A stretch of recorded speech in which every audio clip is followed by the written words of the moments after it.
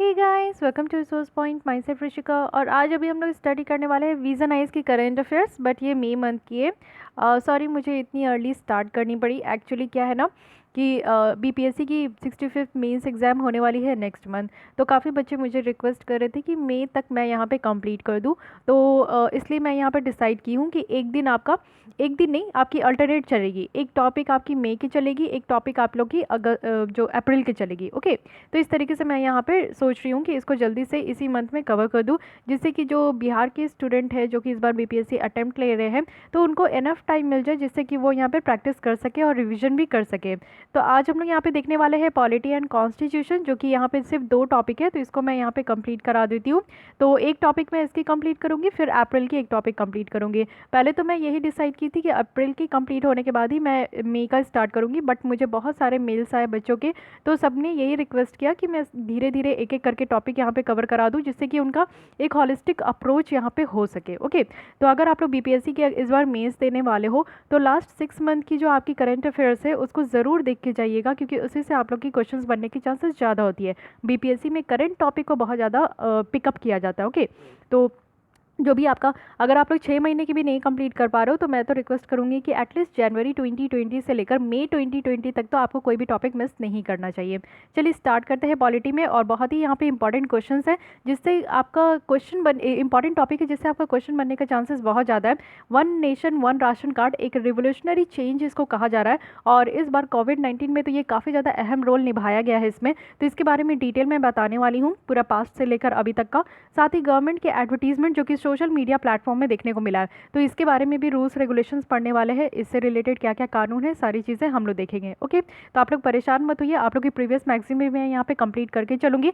मार्च की भी कुछ टॉपिक बची हुई है, उसको भी मैं कंप्लीट करा दूंगी। लेकिन यहाँ पे क्या होता है ना कि कुछ बच्चों का स्टेट पीसीएस आ जाता है, कुछ बच्चे जो है यूपीएससी के लिए होते हैं, तो आप लोग को यहाँ पे किसी भी तरीके से पैनिक होने की ज़रूरत नहीं है। सारी टॉपिक आप लोग की कंप्लीट हो जाएगी, बस एक पेशेंस के साथ आप लोग यहाँ पे पढ़ते चलिए। चलिए स्टार्ट करते हैं। और हाँ, प्रीवियस लेसन देखने के लिए बस आप लोग को मेरे चैनल को सब्सक्राइब करना है, और सारी लेसन्स आप लोग को प्लेलिस्ट में मिल जाएगी। आप लोग हर एक मंथ का जाकर यहाँ स्टडी कर सकते हो, और उसी से आप लोग जो है अपनी प्रिपरेशन को अच्छा मोड दे सकते हो। So let's start with the first topic, that is one nation one ration card.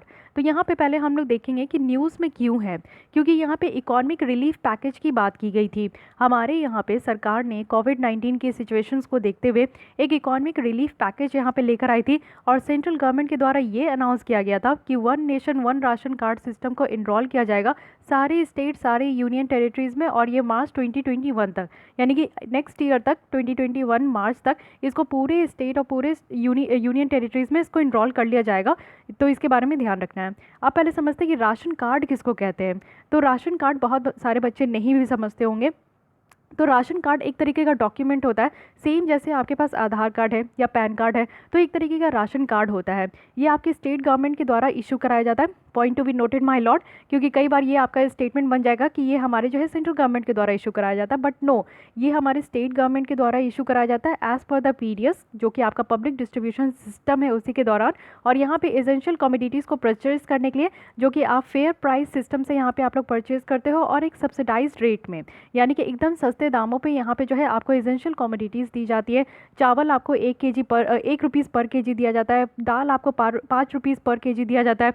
और इस तरीके से आप लोग को जो है ना यहाँ पे सारी जितनी भी आपको एसेंशियल कमोडिटीज़, खाने पीने के फूड ग्रेन्स दिए जाते हैं, वो इतनी सब्सिडाइज्ड रेट में होते हैं। स्टेट गवर्नमेंट जो है यहाँ पर डिस्टिंक्टिव राशन कार्ड को भी यहाँ पे इशू करती है, वो भी यहाँ पे अबव पोवर्टी लाइन वाले। तो ऐसा नहीं है कि बिलो पोवर्टी लाइन को ही यहाँ पे आपका राशन कार्ड दिया जाता है, ये अबव पोवर्टी लाइन वाले को भी यहाँ पे राशन कार्ड दिया जाता है, लेकिन वो राशन कार्ड को हम लोग बोलते हैं यहाँ पे डिस्टिंक्टिव राशन कार्ड। ठीक है, तो ये डिस्टिंक्टिव राशन कार्ड जो है आपको अबव पोवर्टी लाइन को भी दिया जाता है, बीपीएल को भी दिया जाता है, अंत्योदय फैमिलीज़ को भी दिया जाता है, और एक पीरियोडिकली रिव्यू देखा जाता है, और राशन कार्ड को यहाँ पे चेक भी किया जाता है। तो ये भी ध्यान रखना है। आइडेंटिफिकेशन की प्रूफ देखें कि कौन इस कैटेगरी में आ रहा है, उसको कैसे आइडेंटिफाई किया जाता है।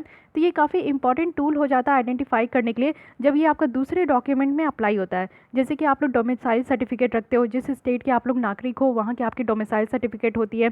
इसमें क्या है कि आप लोग इलेक्टोरल रोल्स में इंक्लूड होते हो, तो ये सारी जगहों से आपका नाम यहाँ पे लिया जाता है। ये सारी जगहों से आपका देखा जाता है कि आप किस कैटेगरी में आ रहे हो, किस स्टेट के आप निवासी हो कि नहीं हो, या फिर वहाँ पे आप लोग वोट देते हो कि नहीं हो, इलेक्टोरल रोल्स में आप लोग का नाम वहाँ पे अंकित है कि नहीं है। तो ये सारी चीज़ों से आपको आइडेंटिफाई किया जाता है। Okay fine. तो इसके बारे में आई थिंक कि आप लोग को आप कोई भी तरीके का कन्फ्यूजन नहीं होगा। Let's come to the topic that is one nation one ration card scheme.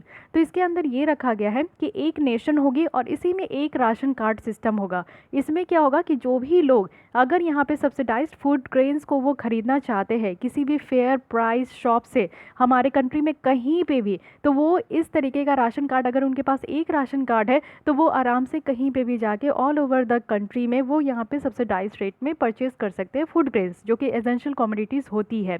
तो मान लीजिए कि बिहार के कुछ लोग हैं, वो माइग्रेंट करके जा रहे हैं दिल्ली, वो माइग्रेंट करके जा रहे हैं मुंबई, तो उनका जो राशन कार्ड है वो तो बिहार का राशन कार्ड होता था, ये पहले के सिस्टम है। लेकिन ये one nation one ration card के अंदर क्या होगा कि वो यही राशन कार्ड लेकर जाएंगे दिल्ली, यही राशन कार्ड लेकर जाएंगे वो मुंबई, और वहाँ पे भी उनको इसी राशन कार्ड के बेसिस पे उनको फूड ग्रेन्स प्रोवाइड किया जाएगा।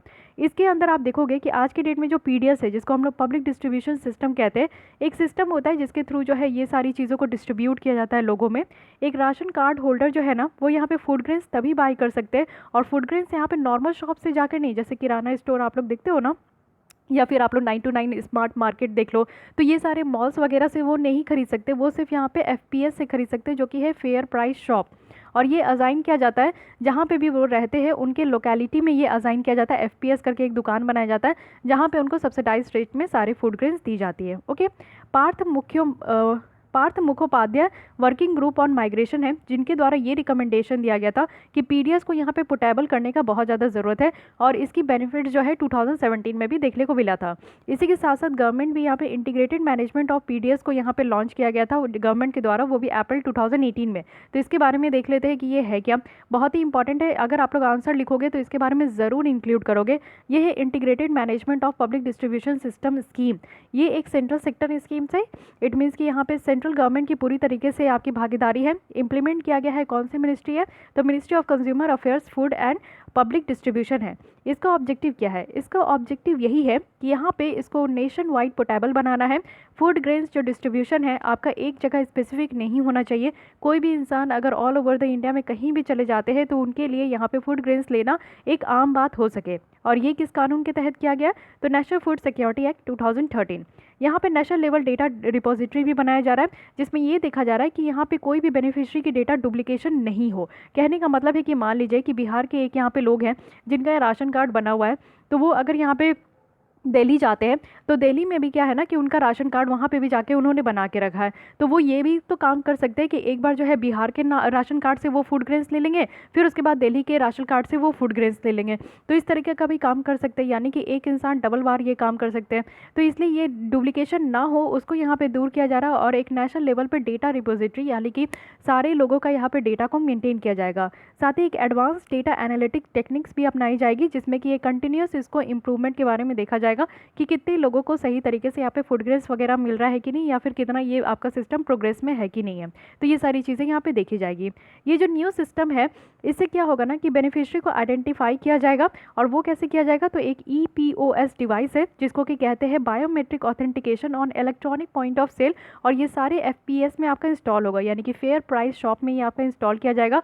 वहाँ पे अगर कोई भी लोग जाते हैं जिनको यहाँ पे सब्सिडाइज रेट में फूड ग्रेन्स चाहिए, तो इस डिवाइस के तहत जो है उनको यहाँ पे देखा जाएगा, उनकी जो राशन कार्ड होगी ना, POS मशीन तो आप लोग जानते हैं ना, पॉइंट ऑफ सेल जो होता है जिसमें आप लोग अपने कार्ड को स्वैप करते हो, तो उस कार्ड को लगाने से जो है मान लीजिए कि उस कार्ड को यहाँ पे लगा लिया और उससे पता चल गया कि अच्छा ठीक है ये इंसान को यहाँ पे जो है FPS में PDS के थ्रू उनको यहाँ पे फूड ग्रेन्स वगैरह देना है। इसके अंदर क्या है कि कोई भी माइग्रेंट है तो उनको यहाँ पे अलाउ किया गया है कि मैक्सिमम 50% जो फैमिली कोटा का है उसके हिसाब से वो यहाँ पे खरीद सकते हैं। साथ ही साथ इंडिविजुअल को भी इंश्योर किया गया है, अगर मान लीजिए कि वो अपने फैमिली के साथ वो शिफ्ट नहीं हुए हैं, वो अकेले कहीं दूसरे स्टेट में जाके शिफ्ट हो गए, तो यहाँ पे इंडिविजुअल को भी फूड ग्रेन्स यहाँ पे दिया जाएगा।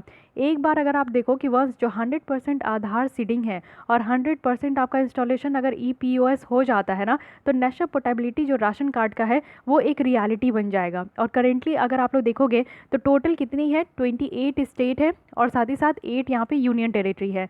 तो टोटल यहाँ पे आप लोग देख सकते हो कि इसमें से 28 स्टेट्स में से 17 स्टेट में आज के डेट में ये काम हो चुका है, और एक यूटीज़ में आपका ये काम हो चुका है। 17 स्टेट्स और यूटीज़ दोनों मिला के यहाँ पे बताया जा रहा है। तो हालांकि आप लोग देख सकते हो कि टोटल 36 आपका स्टेट एंड यूटीज़ है। तो इसमें से आप लोग देखो कि 37 स्टेट एंड यूटीज़ में ये काम हो चुका है। तो इस तरीके से बताया जा रहा है और यहाँ पे टारगेट है कि 2021 के मार्च तक पूरे स्टेट और यूटीज़ को यहाँ पे कवर किया जाएगा। तो समझ सकते हो कि बहुत ही बड़ा लार्ज नंबर पे ये काम किया जा रहा है और इससे जो है ना काफ़ी ज़्यादा बेनिफिट भी होगा।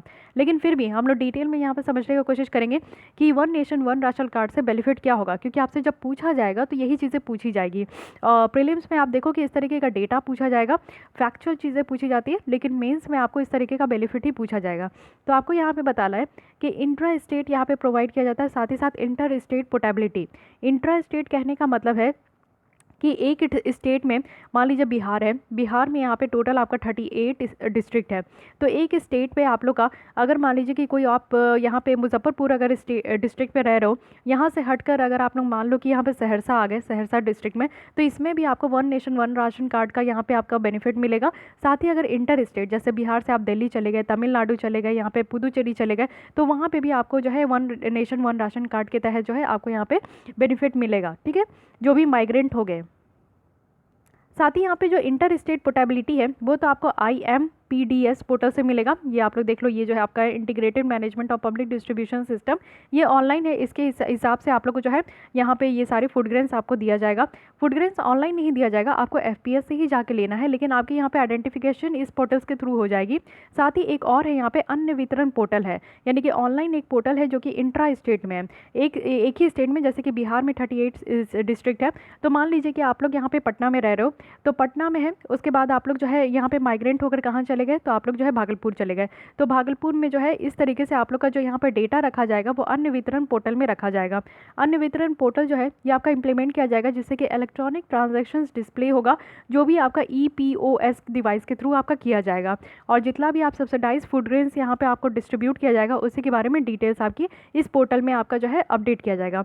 ये पोर्टल जो है ऑल इंडिया पिक्चर्स दिखाएगी कि आधार और ऑथेंटिफिकेशन, यानी कि जो भी बेनिफिशरीज है उनके आधार कार्ड को यहाँ पे लिंक किया जाएगा, और साथ ही साथ एलोकेट किया जाएगा, डिस्ट्रीब्यूट किया जाएगा जो भी फूड ग्रेन्स का यहाँ पे जो है क्वांटिटी इनको डिस्ट्रीब्यूट करना है up to the district level पे। तो ध्यान रखना है कि इंट्रा स्टेट यानी कि एक ही स्टेट में अन्न वितरण पोर्टल में यहाँ पे डेटा अपडेट किया जाएगा, और एक स्टेट से दूसरे स्टेट में जाएंगे तो यहाँ पे IMPDS पोर्टल में यहाँ पे अपडेट किया जाएगा। साथ ही यहाँ पे क्या है ना कि जो बोगस राशन कार्ड होल्डर होते हैं, जो कि गलत तरीके के होते हैं, उनको यहाँ पे हटाया जाएगा इंटीग्रेटेड ऑनलाइन सिस्टम के थ्रू। साथ ही यहाँ पे जो फूड सब्सिडी बिल है वो जो बहुत ज़्यादा बढ़ते जा रहा है, उस पर भी कंट्रोल किया जाएगा। समटाइम्स यहाँ पे करप्शन देखने को मिलता है, लीकेज देखने को मिलता है, तो ये सारी चीज़ों पे भी अब यहाँ पे कंट्रोल हो पाएगा। तो बेनिफिट तो आप लोग समझ गए। अब आते हैं कि चैलेंजेस, क्योंकि इतने मास नंबर पे हम लोग इसको इम्प्लीमेंट करने वाले हैं, इतनी बड़ी प्रोग्राम है, तो इसमें चैलेंजेस भी भर भर के उतने ही होंगे। सबसे पहला है क्योंकि हम लोग यहाँ पे टेक्नोलॉजी को इंक्लूड कर रहे हैं, हम लोग जो यहाँ पे सारे लोगों का डेटा इन बिल्ड कर रहे हैं, तो डेटा भी हम लोग टेक्नोलॉजी का इस्तेमाल करें, इंटर स्टेट हो या इंट्रा स्टेट हो, यहाँ पे भी हम लोग पोर्टल का इस्तेमाल कर रहे हैं, तो सारी चीज़ें ऑनलाइन इस्तेमाल कर रहे हैं। तो आप लोग समझ सकते हो कि टेक्नोलॉजिकल ग्लिचेस तो हमेशा रह सकती है। आधार ऑथेंटिकेशंस है, आप लोग को पता है कि जो राशन कार्ड दिया गया है उसका अराउंड 85% जो है उनको अब तक आधार से लिंक कर दिया गया है, वो भी अगस्त 2019 तक का डेटा है। लेकिन अभी भी आप लोग समझ सकते हो कि 15% लोग कहाँ है, अभी तक इनका डेटा को आधार कार्ड से, राशन कार्ड को आधार कार्ड से लिंक नहीं किया गया है। तो ये 15% में भी आप लोग को पता है कि ह्यूज नंबर ऑफ पीपल्स जो है अभी भी आउटसाइड है इस टेक्नोलॉजी से। साथ ही हम लोग जो कह रहे हैं कि जहाँ पे भी ये जाएंगे, अगर माइग्रेंट है एक स्टेट को छोड़ के दूसरे स्टेट में जाएंगे, तो वहाँ पे फेयर प्राइस शॉप में उनको EPOS मशीन से उनका आइडेंटिफिकेशन होगा। तो अगर हम लोग देख लेते कि अन्न वितरण जो यहाँ पे पोर्टल है उसके डेटा के हिसाब से, तो आउट ऑफ टोटल यानी कि 79,000 में से आप देखो तो सिर्फ 37,000 FPS है, जिसमें कि ये इस तरीके की आपकी मशीन्स लगाई गई है, और ये डेटा आपका जनवरी 2020 तक का रखा गया है। तो फर्दर आप लोग देखो कि ये सारा काम जो है बहुत ही कम है बिहार जैसे स्टेट में, वेस्ट बंगाल जैसे स्टेट में, लेकिन ये काम आपका बहुत ज़्यादा हो रहा है जो आउट माइग्रेशन आपको स्टेट में देखने को मिलेगा। ठीक है, जो जहाँ से आप लोग को पता है कि बिहार और वेस्ट बंगाल में ये काम बहुत कम से हो रहा है, मतलब कि बहुत ही कम है यहाँ पे, लेकिन आप लोग को पता है कि लोग जो बाहर निकल कर जाते हैं, आउट माइग्रेशन जो होता है वो बिहार और वेस्ट बंगाल से सबसे ज़्यादा होता है। तो ये भी एक प्रॉब्लम है कि अब तक इस मशीन को भी इंस्टॉल नहीं किया गया है। साथ ही इंटरनेट कनेक्टिविटी और रिलेबिलिटी की अगर हम लोग बात करें, तो आप लोग को पता है कि इंडिया में जो इंटरनेट पेनिट्रेशन है, लोग जो यहाँ पे इंटरनेट का इस्तेमाल कर रहे हैं वो आज की डेट में भी कम है। अगर हम लोग रूरल इंडिया की बात करें, और मेनली जो यहाँ पे राशन कार्ड का इस्तेमाल करते हैं वो ग्रामीण क्षेत्र के ही लोग होते हैं। तो हम लोग ऑनलाइन तो कर दी है, लेकिन क्या ऑनलाइन करने के लिए हम लोग इंटरनेट का सुविधा उस तरीके से दे पा रहे हैं कि नहीं दे पा रहे, तो ये एक और चैलेंजेस है। साथ ही पुअर क्वालिटी है। रूरल इलेक्ट्रिफिकेशंस का आप लोग देखते हो कि बहुत ही पुअर क्वालिटी है। एक बार लाइट चली गई तो 3-4 घंटे के लिए तो छुट्टी हो जाती है, कम से कम कभी कभी तो रात भर भी छुट्टी हो जाती है। तो ये EPOS मशीन चलाना इस न्यू स्कीम्स के अंदर ये एक सोर्स ऑफ इलेक्ट्रिकल पावर है। जो भी यहाँ पे मिनिस्ट्री ऑफ रूरल डेवलपमेंट के द्वारा सर्वे किया गया है 2017 में, उनके द्वारा ये इंडिकेट किया गया है कि सिर्फ हाफ ऑफ द सारे विलेजेस जो है ना, उनको यहाँ पे 12 घंटे से ज़्यादा जो है पावर सप्लाई मिल पा रही है। और वो भी यहाँ पे पावर फेलियर जो है ना, वो बहुत ही जल्दी जल्दी देखने को मिल रहा है। यानी कि 24 घंटे में से सिर्फ यहाँ पे 12 घंटे तक का ही यहाँ पे पावर सप्लाई दिया जा रहा है, वो भी हाफ ऑफ द विलेज को। बाकी आप लोग 12 घंटे का क्या, बाकी वो हाफ ऑफ द विलेज का कहाँ क्या, जहाँ पे आप लोग का इस तरीके से इलेक्ट्रिफिकेशंस भी नहीं है, तो फिर ये EPOS मशीन रन कैसे करेगी। नेक्स्ट यहाँ पे चैलेंज है कि ह्यूज गैप देखने को मिलता है। जो डोमेस्टिक माइग्रेशंस के पैटर्न पे जो डेटा है उसमें आप लोग को गैप देखने को मिलेगा। इससे क्या है ना कि स्टेट गवर्नमेंट को बहुत ज़्यादा चैलेंज होगा। चैलेंजेस किस चीज़ में, कि वो एक appropriate quantity of ration commodities available करा पाए मास नंबर पे। जैसे मान लीजिए कि बिहार में आप लोग को यहाँ पे अवेलेबल करानी है, तो बिहार में जो माइग्रेशंस होती है वो बहुत ज़्यादा होती है। तो यहाँ के डेटा के हिसाब से जो है ना, सरकार यहाँ पे मास नंबर ऑफ यहाँ पे फूड ग्रेन्स को अवेलेबल करा सकती है, लेकिन उतने लोग यहाँ पे अवेलेबल नहीं है। क्यों, क्योंकि सारे लोग यहाँ से निकल गए। वहीं दिल्ली की बात करें तो दिल्ली में जो है वहाँ पे उतने इतने सारे लोग हैं, दिल्ली की पॉपुलेशन ऐसी ही बहुत ज़्यादा है, ऊपर से सारे जगह से लोग जो है माइग्रेट करके वहीं चले जाते हैं। चाहे बच्चे हो, चाहे अच्छा जॉब करने वाले हो, चाहे बेटर सेटलमेंट चाहते हो, चाहे कोई भी हो, सब कोई वहीं पे पढ़ने जाते हैं, जॉब करने जाते हैं, रहने जाते हैं, माइग्रेंट लेबर जाते हैं। तो उन लोगों के लिए जो है फूड ग्रेन्स का इस तरीके से व्यवस्था करने का कैसे रहेगा, इतने मास नंबर पे जो है स्टेट गवर्नमेंट उसको यहाँ पे व्यवस्था कर पाएगी कि नहीं कर पाएगी। साथ ही सेंटर स्टेट रिलेशन पे भी थोड़ी बहुत प्रॉब्लम हो सकती है। जो एफर्ट्स लगाया जा रहा है कि डिफरेंट स्टेट इंप्लीमेंटेशन पॉलिसीज़ है फूड सिक्योरिटी का, इससे आप देख सकते हो कि स्टेट सब्जेक्ट भी यहाँ पे इंक्रोच हो रही है। क्योंकि ये जो आपका आता है फूड डिस्ट्रीब्यूशन सिस्टम, ये आपका आता है किसके अंदर है, तो स्टेट सब्जेक्ट के अंदर आता है। तो समटाइम्स ऐसा भी हो सकता है, क्योंकि स्टेट में आप लोग को पता है कि ये काम जो पूरा किया जा रहा है, राशन कार्ड आपका आता है स्टेट गवर्नमेंट के अंदर, लेकिन ये जो one nation one ration card लाया जा रहा है, ये तो सेंट्रल गवर्नमेंट लेकर आ रही है। तो ये क्या प्रॉब्लम हो रहा है, मान लीजिए कि कुछ स्टेट इसको कंप्लाई करने में प्रॉब्लम हो उनको, कुछ स्टेट यहाँ पे प्रॉब्लम देख सकती है कि इस तरीके की चीज़ों को वो अपनी स्टेट में इंप्लीमेंट नहीं कर पाए। तो यहाँ पे सेंटर का यहाँ पे इस तरीके से एडवाइस दिया जा रहा है, ऑर्डर दिया जा रहा है, और इम्प्लीमेंट करना है स्टेट गवर्नमेंट को। तो मे बी यहाँ पे सेंटर स्टेट रिलेशन में कुछ खटपट हो पाए। साथ ही साथ यहाँ पे जो कोऑपरेटिव फेडरलिज्म का जो यहाँ पे प्रिंसिपल है, उसके बेसिस पे आप लोग को नहीं देखने को मिलेगा कि काम हो रहा है। मिसट्रस्ट हो सकता है सेंट्रल और स्टेट गवर्नमेंट के बीच में। साथ ही डिसइंसेंटिवाइज भी हो सकती है प्रोविजंस जो कि लोकल फूड हैबिट और नीड की है। आज की डेट में करंट सिस्टम में आप देखोगे तो यहाँ पे सेंट्रल गवर्नमेंट की जो एलोकेशंस है, कुछ स्टेट डिस्ट्रीब्यूशन जो एडिशनल फूड आइटम्स है, जैसे कि आयोडाइज साल्ट होती है, जो नमक होता है, मसाले होते हैं, दाल होते हैं और कुछ और होते हैं, उनकी कैपेसिटी के हिसाब से और लोकल नीड्स के हिसाब से ये डिस्ट्रीब्यूट किया जाता है। लेकिन इस तरीके से अगर आप बेनिफिशरीज़ की एलिजिबिलिटी यहाँ पे अगर आप देखोगे तो इससे क्या हो सकता है ना कि एक तरीके का बर्डन है, क्योंकि अपने स्टेट के लोगों को तो स्टेट गवर्नमेंट को प्रोवाइड करना ही है, साथ ही दूसरे स्टेट से भी आ रहे जो लोग हैं ना, उनको भी इस तरीके से जो है फूड ग्रेन्स प्रोवाइड करना है। तो ये पूरा बर्डन किसके ऊपर आ रहा है, स्टेट गवर्नमेंट के ऊपर आ रहा है। तो इसको भी यहाँ पे समझना होगा।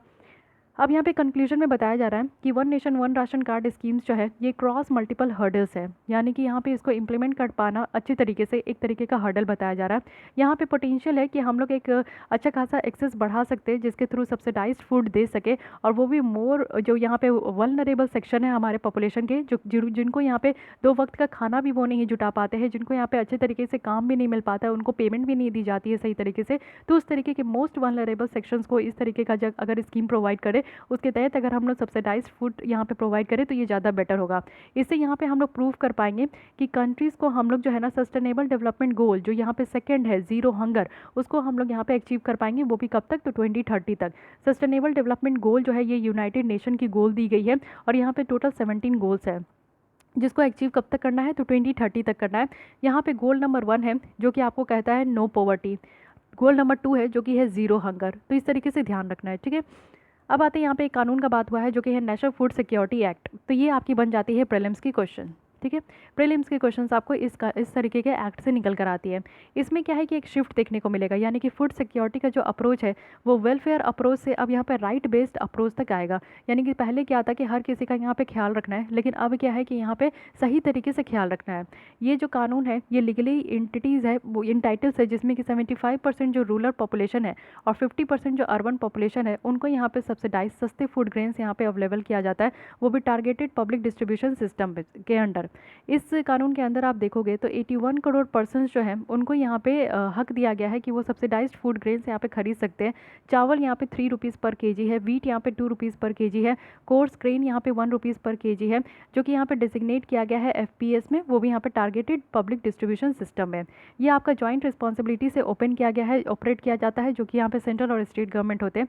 सेंट्रल गवर्नमेंट का क्या काम है कि वो यहाँ पे फूड ग्रेन्स को अवेलेबल कराती है, रिस्पॉन्सिबल है कि वो यहाँ पे एलोकेट करे फूड ग्रेन्स को स्टेट और यूटीज़ में, ट्रांसपोर्ट करे फूड ग्रेन्स को कि सारे स्टेट और यूटीज़ में ये यहाँ पे आपका भेजा जा सके।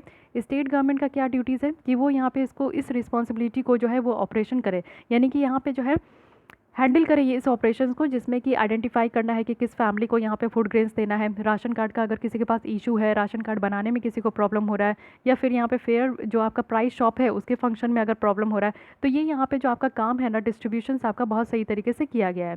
टारगेटेड पब्लिक डिस्ट्रीब्यूशन सिस्टम की अगर बात करें तो इसको 1997 में लॉन्च किया गया है और यहाँ पे गरीब लोगों पर मेनली फोकस किया जाता है। इसके अंदर जो बेनिफिशरीज है ना उनको 2 कैटेगरी में डिवाइड किया गया है। सबसे पहला है कि बिलो पॉवर्टी लाइन, यानी कि जो पॉवर्टी लाइन से भी नीचे आते हैं, और एक अबव पॉवर्टी लाइन यानी कि गरीबी रेखा से जो ऊपर आते हैं। ये अंत्योदय अन्य योजना की बात करूँ तो इसको 2000 में लॉन्च किया गया, जिसमें कि टीपीडीएस को जो है ना मोर फोकस्ड और मोर टारगेटेड बनाया गया है। यहाँ पे गरीब से गरीब लोगों पे ध्यान दिया जा रहा है, जो कि यहाँ पे बीपीएल बेनिफिशरीज के हैं। तो ये सारी पॉइंट आप लोग को ध्यान में रखना है, ये आपका बन जाता है प्रीलिम्स फैक्ट। ओके तो एक ही टॉपिक में आप लोग देखते हो कि किस तरीके से आपको मेंस में आपको कुछ चीज़ें, कुछ पॉइंट्स को यहाँ पे कलेक्ट करनी है, कुछ पॉइंट्स को आप लोग को प्रीलिम्स पॉइंट ऑफ व्यू से कलेक्ट करनी है। तो इस तरीके से आप लोग अगर स्टडी करोगे तो कभी भी कहीं भी किसी भी स्टेप में प्रॉब्लम नहीं होगा। Let's come to the second topic. यहाँ पे है government advertisement on social media platform. तो ये न्यूज़ में की थी, पहले ये समझते हैं। Ministry of information and broadcasting इनके द्वारा एक पॉलिसी गाइडलाइन ड्राफ्ट किया गया है, और वो भी यहाँ पे सोशल मीडिया प्लेटफॉर्म के लिए, और साथ ही साथ किसके साथ है तो bureau of outreach and communication के साथ, जो कि सेंट्रल पेड आउटरीच कैंपेन्स है। आइए एक एक करके डिटेल देखते हैं। सबसे पहले जो सोशल मीडिया का इस्तेमाल हम लोग कर रहे हैं तो इसकी बेनिफिट क्या है, आप लोग भी समझ रहे हो, माइंड में भी बहुत सारी बेनिफिट आपकी आ चुकी होगी कि जो आज के डेट पे आप लोग भी सोशल मीडिया, हर कोई इंसान है जो कि सोशल मीडिया का इस्तेमाल कर रहे हैं, ठीक है।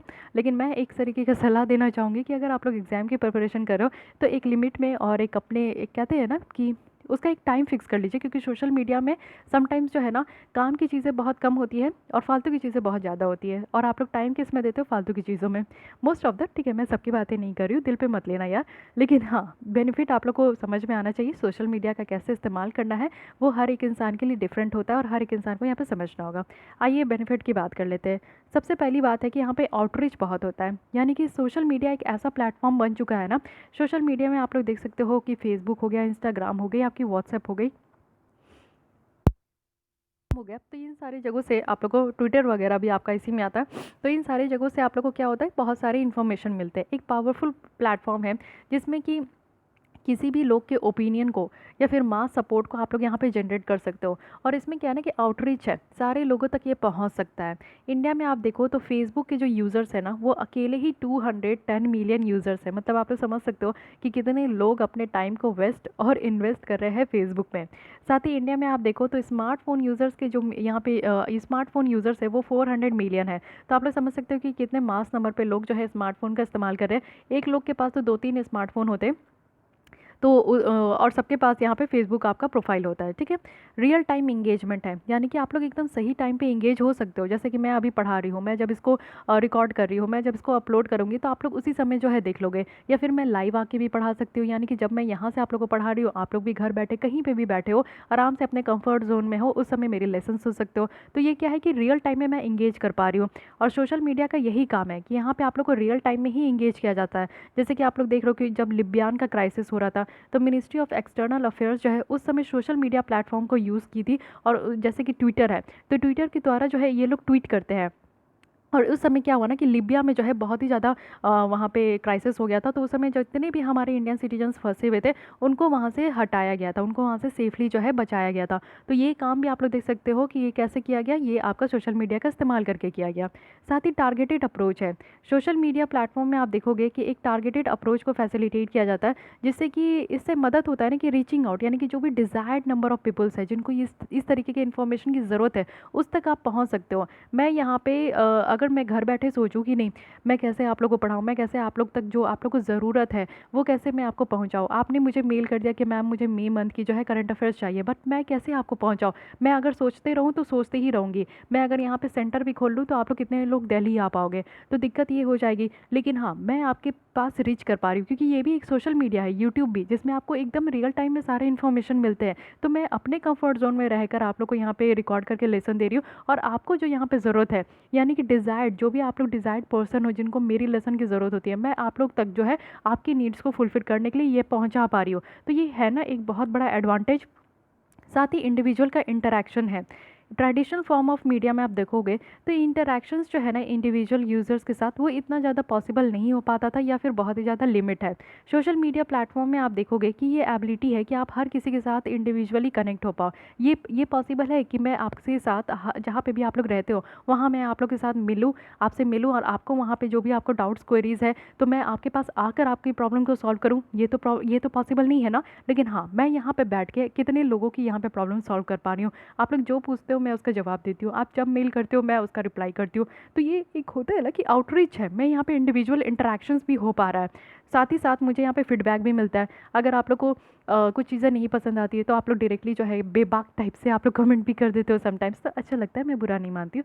लेकिन आप लोग को जो अच्छी लगती है आप लोग चीज़ों को अच्छे तरीके से भी बोलती हो। मैं अभी मॉर्निंग में जो लेसन रिकॉर्ड की थी उस समय मेरी तबीयत बिल्कुल अच्छी नहीं थी, तो आप लोग का कितना प्यारा सा मैसेज आया कि मैम आप लोग अपनी ख्याल रखिए। तो आप लोग इतना दुआ करते हो ना कि मैं तुरंत ही ठीक हो गई।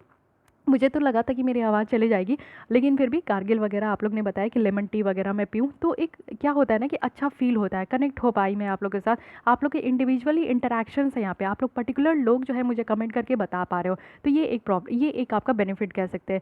साथ ही मैनेजिंग परसेप्शंस, एक बिग चैलेंज ये है गवर्नमेंट की कि वो यहाँ पे जो अनवेरीफाइड फैक्ट्स है जो कि आपको देखने को मिलेगा कि जो गलत इन्फॉर्मेशन यहाँ पे सराउंड हो जाती है जिससे बहुत ज़्यादा र्यूमर हो जाता है, तो उसको भी अवॉइड किया जाएगा। जैसे आज के डेट में आप लोग देखते हो कि सुशांत सिंह राजपूत ने सुसाइड कर लिया, लेकिन जब आप लोग यूट्यूब खोलोगे, इंस्टा खोलोगे, फेसबुक खोलोगे, पता नहीं तमाम चीज़ें यहाँ पे रखी हुई है। ऐसा फेक न्यूज़ है। उनकी गर्लफ्रेंड ने उन्हें उकसाया है, उनके दोस्तों ने उकसाया है, करण जौहर ने उकसाया है, पता नहीं क्या क्या न्यूज़ चलते आ रहे हैं। मैं तो देखती नहीं हूँ, बस वो मेम्स जो चलते हैं और जो यूट्यूब ओपन करती हूँ तो उसमें जो मुझे थंबनेल दिखते हैं मैं उसी से आपको बता पा रही हूँ। तो भैया ये तो पुलिस का काम है, पुलिस इन्वेस्टिगेट करेगी तभी बता पाएगी कि क्या हो रहा है। लेकिन लोग नहीं, मीडिया नहीं, मीडिया अपनी तरफ से अपने व्यूज़ पाने के लिए पता नहीं क्या क्या लेकर आ रहे हैं। अन सन बलन उसी में लोग जो है देख रहे हो, और सारे वीडियोज़ में व्यूज़ आप देखो कि मिलियन से तो कम है ही नहीं। चाहे किसी भी एक्टर का स्टेटमेंट हो, चाहे कोई भी मीडिया वाले कुछ भी कह रहे हैं, तो आप लोग को समझना होगा कि आप लोग उसमें टाइम वेस्ट मत कीजिए। उनको जाना था वो चले गए, और उनके पीछे की रहस्य ना उन्हीं के साथ चले गई है। ये सिर्फ सीबीआई वाले ही इन्वेस्ट करके निकाल सकते हैं, ये आपके मीडिया वाले नहीं निकाल सकते। वो लोग एक अंदाज़ा के तौर पे बोल सकते हैं, ठीक है, वो लोग तो उनका काम ही यही है, उनको पैसे कमाना है। बट आप लोग को समझना होगा ना कि आप लोग किस चीज़ को देखोगे, किस चीज़ को नहीं देखोगे। तो इसको कहते हैं र्यूमर, इसको कहते हैं फेक न्यूज़। तो इसको भी टैकल कर पाना बहुत ज़्यादा प्रॉब्लम हो जाता है। इसी में आप लोग देख रहे हो कि कितने ज़्यादा बच्चे आक्रोश होते जा रहे हैं, एंगर होते जा रहे हैं, और वो भी अपने तरीके से स्टेप्स ले रहे हैं। तो ये भी एक प्रॉब्लम वाली बात है, ठीक है। तो जहाँ आपको अच्छाई देखने को मिल रहा है सोशल मीडिया का, वहीं आपको नेगेटिविटी भी देखने को मिलता है। अब यहाँ पे एक टॉपिक आपका जो ऑर्गेनाइजेशन है वो है bureau of outreach and communications. ये आपकी प्रीलिम्स फैक्ट है, इसको ध्यान रखना है कि इसका सेटअप अभी हाल में ही 2017 में हुआ है, और ये आपका इंटीग्रेशन के साथ हुआ है। इंटीग्रेशन है जो कि पहले की यहाँ पे directorate of advertising and visual publicity है, और साथ ही डायरेक्टरेट ऑफ फील्ड पब्लिसिटी है and song and drama division है। इन तीनों को मिला के एक साथ यहाँ पे आपका एक ऑर्गेनाइजेशन बनाया गया है जिसको bureau of outreach and communication कह रहे हैं। इसका मैंडेट क्या है कि गवर्नमेंट को यहाँ पे ब्रांड करना है जो भी यहाँ पे प्राइम फैसिलिटेटर है पीपल्स एम्पावरमेंट के लिए।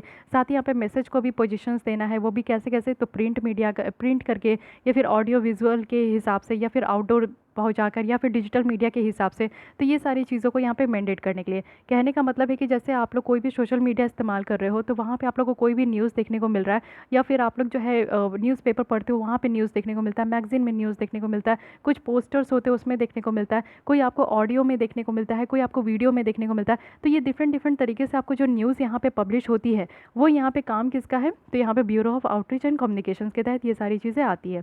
अब यहाँ पे कुछ गाइडलाइंस भी आपका बनाया गया है, ड्राफ्ट किया गया, तो उसको देख लेते हैं। ज़रूरत ये है ना कि हम लोग को एडवर्टीज़मेंट करना होगा, वो भी सोशल मीडिया में। तो है क्या, करेंटली अगर आप लोग ऑर्गेनिक रीच देखोगे गवर्नमेंट का तो वो काफ़ी लिमिटेड है, क्योंकि पीपल्स जो कनेक्टेड है वो यहाँ पे उनके साथ सोशल मीडिया हैंडल में ही कनेक्टेड है और कुछ कंसर्न यहाँ पे मिनिस्ट्री और डिपार्टमेंट के साथ। तो यहाँ पे ज़रूरत है गवर्नमेंट को कि वो यहाँ पे लोगों तक रीच करे और उनको कनेक्ट करे। सोशल मीडिया जो सोशल मीडिया में कनेक्ट नहीं है उनके साथ यहाँ पे कनेक्ट कर सके। डेफिनेशन अगर हम लोग देखें तो सोशल मीडिया प्लेटफॉर्म का यहाँ पे डिफ़ाइन किया गया है, जैसे कि वेब है या फिर मोबाइल बेस्ड इंटरनेट एप्लीकेशंस है, जो कि यहाँ पे अलाउ करती है कि कोई भी कंटेंट को आप क्रिएट कर सकते हो, कोई भी कंटेंट को आप एक्सेस कर सकते हो, या फिर यहाँ पे यूज़र जनरेटेड जो आपका कंटेंट है उसको एक्सचेंज भी कर सकते हो। तो ये होता है सोशल मीडिया प्लेटफॉर्म। कंटेंट आप देखोगे तो टेक्स्ट के फॉर्म में है, ऑडियो विजुअल के फॉर्म में है, ग्राफिक्स के फॉर्म में या फिर एनिमेशन के फॉर्म में है। एलिजिबिलिटी भी रखा गया है कि सोशल मीडिया प्लेटफॉर्म जो है ना वो कंटिन्यूस ऑपरेशन में होना चाहिए और ये सिंस लास्ट 6 मंथ से हो, और मिनिमम यहाँ पे 25 मिलियन यूनिक यूज़र्स काउंट हो पर मंथ, और वो भी इंडिया के विद इन। तो ये सारी चीज़ें, लेकिन फिर भी आप देखोगे कि सोशल मीडिया का जो इस्तेमाल किया जा रहा है, अब यहाँ पे चैलेंजेस भी है, यानी कि आप लोग देखो कि जहाँ खुशी है वहाँ तो गम है जहाँ सॉल्यूशन है वहाँ प्रॉब्लम भी है। तो पहले समझते हैं कि चैलेंजेस क्या क्या है। सबसे बड़ा चैलेंज है कि कौन सी प्लेटफॉर्म को इस्तेमाल किया जाए, क्योंकि इतने सारे प्लेटफॉर्म हैं और ये बहुत ही ज़्यादा डिफ़िकल्ट है कि किस टाइप के प्लेटफॉर्म को यूज़ करना है, कितने नंबर ऑफ़ प्लेटफॉर्म को यूज़ करना है जिससे कि लोगों को इंगेज किया जाए और कैसे लोगों को इंगेज किया जाए। तो ये एक बहुत ही बड़ा डिलेमा वाली क्वेश्चन है। सेकंड है कि हु विल इंगेज, कौन इंगेज करेगा। मोस्ट ऑफ द जो डिपार्टमेंट है उनकी लिमिटेड कैपेसिटी है कि वो यहाँ पे ट्रेडिशनल मीडिया में अपने आप को इंगेज कर सके, और ये जो सोशल मीडिया है इसकी डिमांड है कि यहाँ पे इंटरेक्शन जो है ना बहुत ही ज़्यादा डीपर होती है और कांस्टेंट भी होती है। तो ये भी एक प्रॉब्लम है कि कौन इंगेज करेगा, कौन सी मिनिस्ट्री यहाँ पे आगे निकल कर आएगी। और थर्ड यहाँ पे क्वेश्चन है कि हाउ टू इंगेज सॉरी। तो बहुत सारे क्वेश्चंस यहाँ पे ये निकल कर आ रहे हैं कि कैसे यहाँ पे रूल्स ऑफ इंगेजमेंट क्या होना चाहिए, यानी कि कैसे क्रिएट करना है, कोई अकाउंट को कैसे मैनेज करना है, किस टाइम पे यहाँ पे लोगों को रिस्पॉन्ड करना है, लीगल इम्प्लिकेशंस क्या होना चाहिए। तो ये सारी चीज़ें आज की डेट में बिगर हर्डल बन चुकी है। कंक्लूजन में बताया जा रहा है कि 2012 में डिपार्टमेंट ऑफ इलेक्ट्रॉनिक्स और जो IT है उनके द्वारा रिलीज़ किया गया था framework and guideline for use of social media for government organisation, जिसके थ्रू वो यहाँ पे सोशल मीडिया एडवर्टीजमेंट को गाइड कर सकते हैं और उसी के थ्रू वो यूज़ कर सकते हैं। और ये गाइड किसके द्वारा किया जाएगा, तो जितने भी यहाँ पे गवर्नमेंट एजेंसीज़ हैं। तो कुछ सजेशंस यहाँ पे ये दिया गया कि वेल डिफाइंड ऑब्जेक्टिव होना चाहिए, यानी कि सोशल मीडिया का इस्तेमाल जो है एक अच्छा खासा ऑब्जेक्टिव के साथ होना चाहिए। ऐसा नहीं है कि बस इन्फॉर्मेशन रख देना है, लेकिन नहीं, यहाँ पे लोगों को इंगेज भी करना है, उनके साथ डिस्कशन भी करना है, एक मीनिंगफुल यहाँ पे पब्लिक पार्टिसिपेशन भी होना चाहिए। साथ ही यहाँ पे प्लेटफॉर्म को चूज़ करना, ये जो चॉइस है ना ये बहुत सारा है, तो यहाँ पे हम लोग को आइडेंटिफाई करना होगा कि एक या दो की प्लेटफॉर्म को जिसमें कि बहुत सारे डिपार्टमेंट्स हो और वो यहाँ पे इंटरेक्शंस को स्टार्ट करें। तो यहाँ पे एक ऑब्जेक्टिव और रिस्पॉन्स होना चाहिए जिसमें कि बास्केट ऑफ प्लेटफॉर्म्स जो है वो उनको भी इन्हेंस कर सके। साथ ही साथ यहाँ पे गवर्नमेंट स्ट्रक्चर भी है कि यहाँ पे कुछ रूल्स ऑफ एंगेजमेंट जो ऑर्गेनाइजेशन की है उसको भी डिस्क्राइब किया जाता है, जैसे रिस्पांस एंड रिस्पॉन्सिवनेस क्या क्या होनी चाहिए, कंटेंट गवर्नेंस क्या होनी चाहिए, गवर्नमेंट यहाँ पे जो कंटेंट है वो इस तरीके का ना हो जिससे कि गवर्नमेंट के ऊपर ही प्रॉब्लम हो जाए, लीगल प्रोविजन भी होना चाहिए, यानी कि यहाँ पे अगर गवर्नमेंट इस तरीके से इंटरेक्ट करी है कोई पर्सन, आप लोग को पता है कि हम लोग के पास इतना ज़्यादा फंडामेंटल राइट है, तो अभी भी आप लोग को पता है कि कुछ भी ऐसा न्यूज़ होता है तो लोग जो है सड़कों पर आ जाते हैं, चक्का जाम करने लगते हैं, पोस्टर्स फाड़ने लगते हैं, जलाने लगते हैं, पब्लिक प्रॉपर्टीज़ को बर्बाद करने लगते हैं। तो ये जो है हम लोग ऑनलाइन में भी देख सकते हैं कि गालियाँ गलौज कर सकते हैं। हम लोग जो मतलब कि कोई भी आम जनता है वो गवर्नमेंट को जो है, अगर आम जनता को कोई भी चीज़ दुभाती नहीं है तो आप लोग को पता है कि गवर्नमेंट के अगेंस्ट में कितना जल्दी खड़े हो जाते हैं, तो प्रोटेस्ट करने तक निकल जाते हैं। तो पता नहीं ऑनलाइन में कैसे होगा, इसको कैसे सेव किया जाएगा, इसके पीछे क्या क्या कानून होंगे। इंस्टीट्यूशनलाइज करना, यानी कि जो रूल्स है वो यहाँ पे इस तरीके से इस्टेब्लिश हो कि यहाँ पे सारे पॉलिसी जो अनाउंस किया जा रहा है ना उसको एक साथ लिया जाना चाहिए, वो भी ट्रेडिशनल और सोशल मीडिया में। तो ये सारी बातें यहाँ पे कही जा रही है। साथ ही साथ यहाँ पे बताया जा रहा है कि अप्रैल मंथ की भी आप लोग पॉलिटी एंड जो गवर्नेंस वाली जो आपकी टॉपिक है उसको ज़रूर देख लीजिएगा, क्योंकि वहाँ पे जो मैं आपको डिस्कस कराई हूँ वो ये है कि गवर्नमेंट एडवर्टीजमेंट के बारे में देखें कि यहाँ पे गवर्नमेंट एडवर्टीजमेंट को किस तरीके से रेगुलेट करना चाहिए। तो रूल्स एंड रेगुलेशंस के बारे में आप लोग को अप्रैल मंथ में ज़रूर दिख गया होगा। आप लोग बहुत सारे बच्चे पढ़ भी चुके हैं तो वो आप लोग को पता चल गया होगा। बाकी इसके फर्दर की जो एक्सटेंशन है वो यहाँ पे मई मंथ में आप लोग को मिल गया है। ठीक है, नेक्स्ट हम लोग स्टार्ट करेंगे इंटरनेशनल रिलेशन, जो कि इंडिया चाइना बॉर्डर डिस्प्यूट बहुत ज़्यादा चलते आ रहा है, अभी भी आप लोग देख रहे हो कि बहुत ही बुरा हुआ है, तो इसके बारे में हम लोग डिटेल में देखेंगे। तो आज के लिए बस इतना ही, और अच्छे से आप लोग यहाँ पे स्टडी कीजिएगा, क्योंकि नेक्स्ट लेसन में फिर यहाँ पे मैं क्वेश्चंस पूछूंगी तो उसका आंसर भी आप लोग को देना होता है। सो आज के लिए बस इतना ही। अगर आपको ये लेसन हेल्पफुल लगी हो, अच्छी लगी हो, तो बस एक लाइक कर दीजिए, जिससे मुझे मोटिवेशन मिलती है। साथ ही अपने दोस्तों के साथ भी जरूर शेयर कर सकते हैं, और सोशल मीडिया में जहाँ पे भी आप लोग यहाँ पे एक्टिव हो वहाँ पे ज़रूर मेरी लेसन्स को शेयर किया कीजिए। साथ ही फिर भी कोई भी डाउट, कोई सजेशन है तो आप कमेंट कीजिएगा, एंड मेक श्योर कि आपने मेरे चैनल को सब्सक्राइब कर लिया। और पीडीएफ चाहिए तो पीडीएफ को मैं अपने टेलीग्राम चैनल, जो कि रिसोर्स पॉइंट यूपीएससी के नाम से है, वहाँ पे मैं अपलोड कर दूंगी, वहाँ से आप लोग डाउनलोड कर लीजिएगा। तो आज के लिए बस इतना ही। Thank you.